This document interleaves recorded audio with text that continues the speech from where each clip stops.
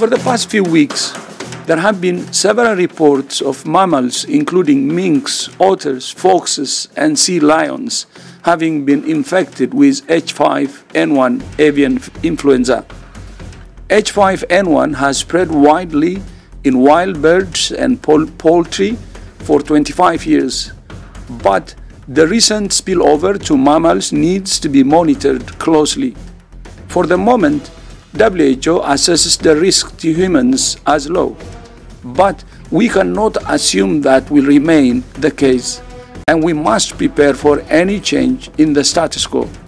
As always, people are advised not to touch or collect dead or sick wild animals, but to report them to the local authorities. WHO recommends countries strengthen surveillance in settings where humans and farmed or wild animals interact.